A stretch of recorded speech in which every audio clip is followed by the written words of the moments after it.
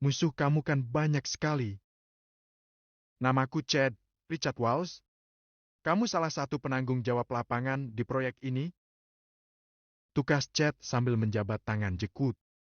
Dia juga langsung bertanya untuk memastikan siapa Jekut ini sebenarnya. Tidak ada alasan bagi Chad untuk tidak mempedulikan Jekut yang menyapanya dengan ramah tersebut.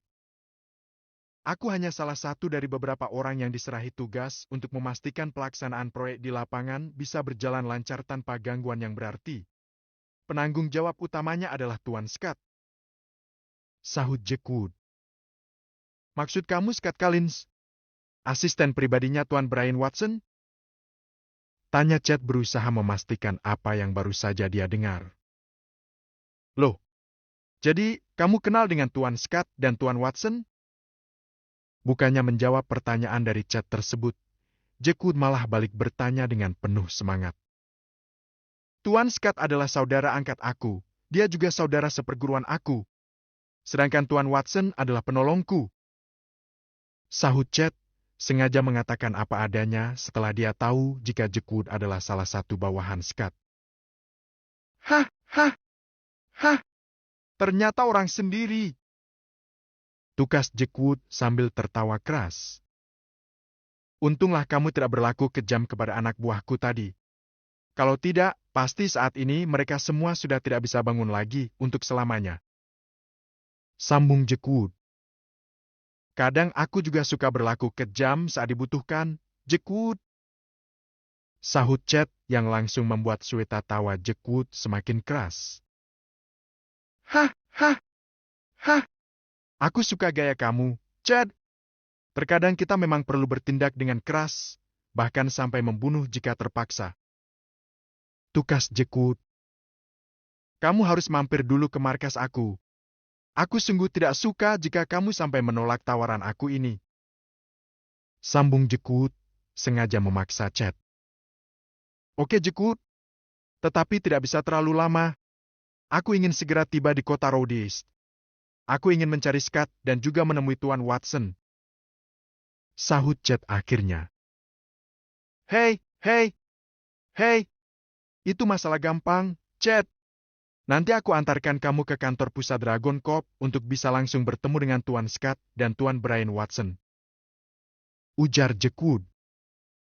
Kalau kamu pergi ke kota Rhodes saat ini juga, kamu bahkan tidak akan bisa bertemu mereka berdua. Karena hari ini mereka masih berada di ibu kota. Sambung Jekut. Kamu serius, Jekut? Mereka sedang di ibu kota sekarang? Tanya Chad. Iya. Kamu bisa langsung hubungi Tuan Scott jika kamu tidak percaya. Sahut Jekut. Chad langsung menggelengkan kepalanya. Aku percaya. Tukas Chad. Baru saja Chad menutup mulutnya, tiba-tiba tampak Doyle dan Donovan datang menghampiri Chad, diikuti oleh 4 orang pemuda kekar anak buah Jekut. Begitu tiba di depan Chad, tubuh Doyle dan keempat orang pemuda kekar itu langsung melorot dan berdiri di atas lutut mereka sambil menundukkan kepalanya. Tuan Chad, tolongkan maafkan aku. Aku mengaku salah. Aku memang tidak tahu diri. Ujar Doyle dengan suara terdengar memelas. Plak! Plak! Plak! Berkali-kali Doyle menampari pipinya hingga berwarna merah dan bengkak. Dia baru berhenti menampar pipinya sendiri saat Chad menghentikannya. Cukup Doyle, aku sudah memaafkan kamu. Ucap Chad. Terima kasih Tuan Chad, tolong bantu aku untuk membujuk bos agar tidak memecat aku. Sahut Doyle. Aku memang sudah memaafkan kamu. Tetapi masalah hukuman apa yang diberikan oleh bos kamu, aku tidak berhak sama sekali untuk melakukan intervensi. Tindakan untuk mendisiplinkan karyawan adalah wewenang penuh dan mutlak dari bos kamu. Aku orang luar tidak layak untuk ikut campur. Sahut Chad yang langsung membuat harapan Doyle untuk mendapat keringanan dari Jekut lenyap begitu saja. Donovan! Cepat bawa dia pergi dari sini. Apa kamu ingin menentang keputusan aku? Atau kamu ingin ikut dipecat juga? Ucap Jekut tiba-tiba.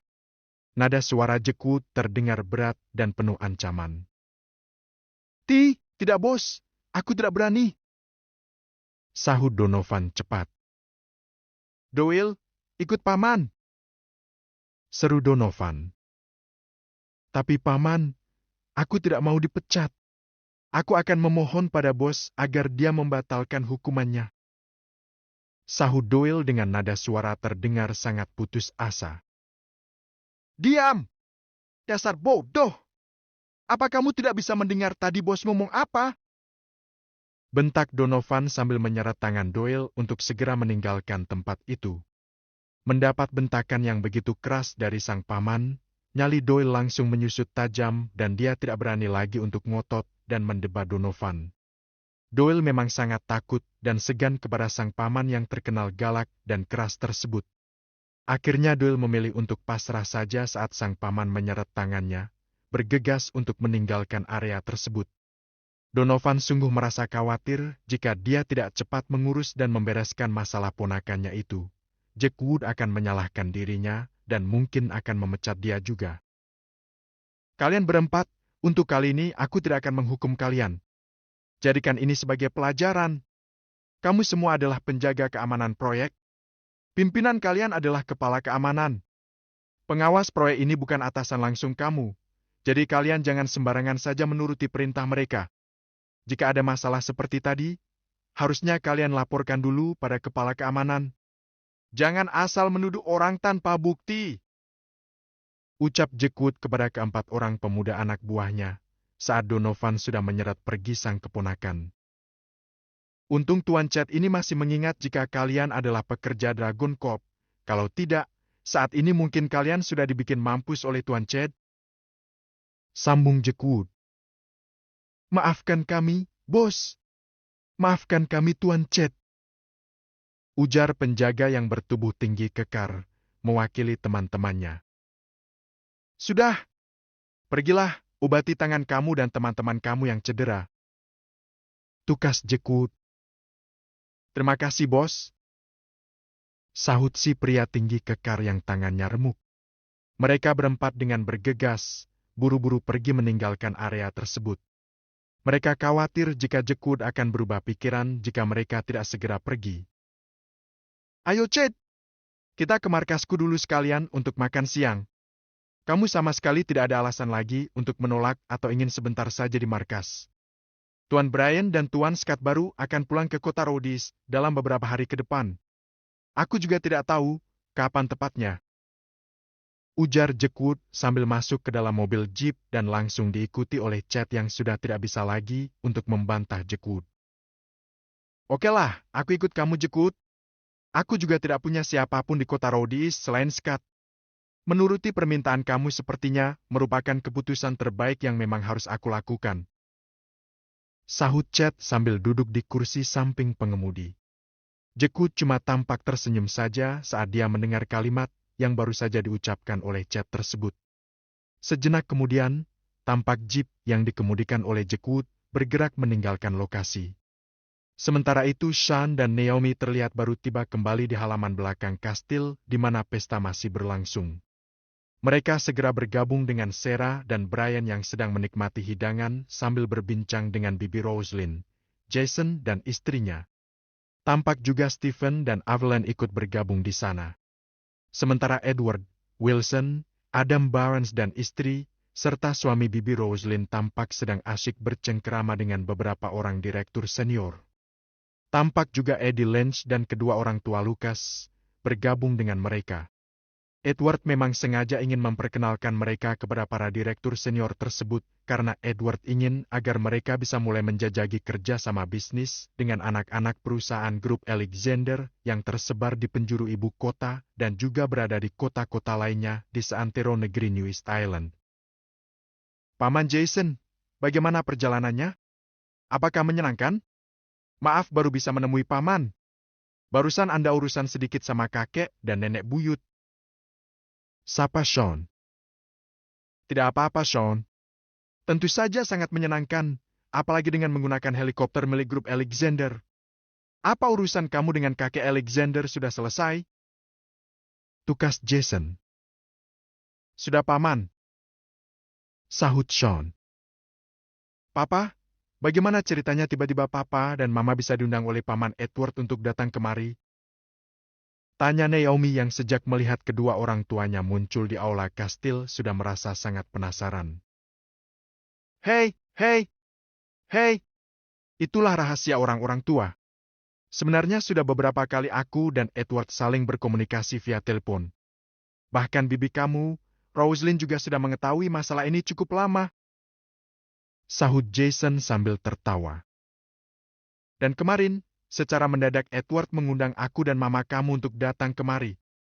Edward ingin memberi kejutan kepada Brian dan Sarah juga yang lainnya. Sambung Jason. Jadi Paman Edward sudah sering menghubungi Papa? Gumam Naomi tampak sedikit terkejut mendapatkan kenyataan yang tidak pernah dia duga tersebut.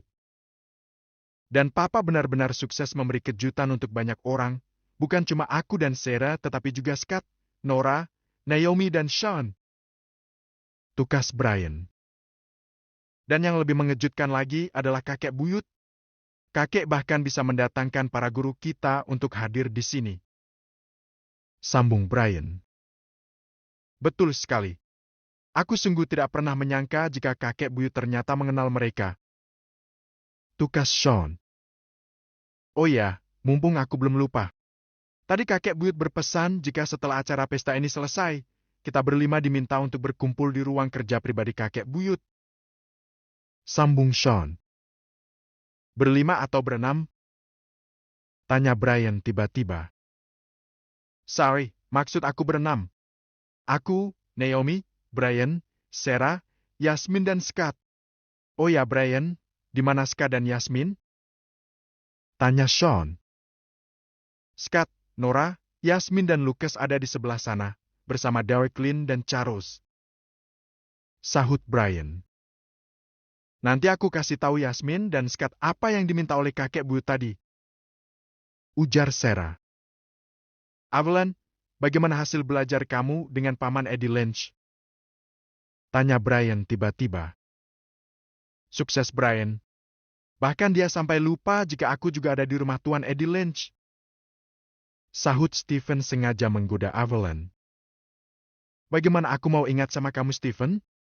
Pagi, siang, sore bahkan sampai malam aku harus belajar beragam teknik pengobatan tusuk jarum dan juga ramuan obat-obatan kuno. Sahut Evelyn langsung terpancing oleh ucapan Stephen. Apa kamu sudah menguasai semua yang telah diajarkan oleh Paman Lynch? Tanya Brian lagi dengan nada serius. Sudah. Sahut Evelyn cepat. Kamu serius Evelyn? Tanya sang mama dengan pandangan tak percaya. Mengapa mama seperti tidak percaya? Apa mama lupa jika kecerdasan putrimu ini bahkan melebihi Paman Edward? Sahut Evelyn sekenanya. Wow! Berarti kamu sudah berhasil menjadi seorang tabib Evelyn. Ucap Naomi. Iya dong. Tabib komersil. Kalian semua kalau mau berobat kepada aku harus membawa banyak uang. Sahut Evelyn asal saja. Hush! Kamu tidak boleh ngomong seperti itu, Evelyn. Masa ilmu pengobatan yang kamu dapatkan secara gratis dari Eddie Lynch malah akan kamu komersilkan? Kau tegur sang mama. Hei, hei, hei! Aturan ini khusus untuk mereka-mereka ini saja, Mama. Mereka semua kan punya banyak uang. Untuk orang lain boleh gratis. Sahut Evelyn sambil terkekeh. Waktu terus berlalu tanpa terasa. Acara pesta di halaman belakang kastil yang diagendakan akan berlangsung sekitar 2 jam, akhirnya molor hingga menjelang sore hari. Waktu sudah menunjukkan pukul 4 petang saat para direktur senior satu persatu berpamitan kepada kakek buyut dan nenek buyut yang sudah kembali berada di dalam aula kastil. Setelah semua direktur senior meninggalkan kastil, tampak para tamu yang datang dari kota Rhodes sedang bersiap untuk kembali ke kota mereka. Jaga mereka baik-baik, Charles! Ujar Edward sebelum orang-orang itu naik ke helikopter mereka masing-masing. Baik, Tuan Besar. Sahut Charles. Satu persatu tamu-tamu penting dari kota Rhodes masuk ke helikopter mereka. Tampak Nora ikut pulang duluan bersama kedua orang tuanya. Stephen juga terlihat berada di salah satu pesawat yang membawa Jason dan Charles. Tak berapa lama kemudian ketiga helikopter tersebut tampak mengudara dan meninggalkan kastil kakek Alexander. Selamat Edward. Aku tidak menyangka jika acara hari ini bisa berjalan dengan lancar, hampir tidak ada gangguan sama sekali. Ucap Eddie Lynch sambil menepuk bahu sahabatnya itu. Padahal, terus terang saja aku merasa khawatir akan ada pihak-pihak yang ingin membuat kacau acara ini. Maklum saja, musuh kamu kan banyak sekali, Edward. Belum lagi musuh Brian. Sambung Eddie Lynch. Semua ini berkat pengamanan berlapis yang dilakukan oleh Derek Lynn. Sahut Edward tanpa ragu. Bukan aku, Tuan Lynch. Tetapi Tuan Muda Brian, Scott, dan juga teman-teman mereka. Merekalah yang berhasil mencegah semua kekacauan yang sebenarnya sudah direncanakan oleh beberapa kelompok. Tukas Derek Lynn merendah. Eddie Lynch tampak terkejut setelah dia mendengar penjelasan dari Derek Lynn barusan. Ternyata memang benar ada pihak lain yang ingin mengacau. Gumam Eddie Lynch dalam hati. Wilson yang ikut mendengar ucapan Derek Lynn juga tampak tidak bisa menyembunyikan rasa terkejutnya. Papa tidak perlu merasa khawatir seperti itu. Semua sudah berlalu dengan aman.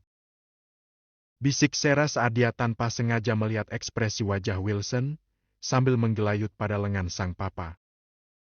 Papa tidak khawatir sayang. Cuma terkejut saja.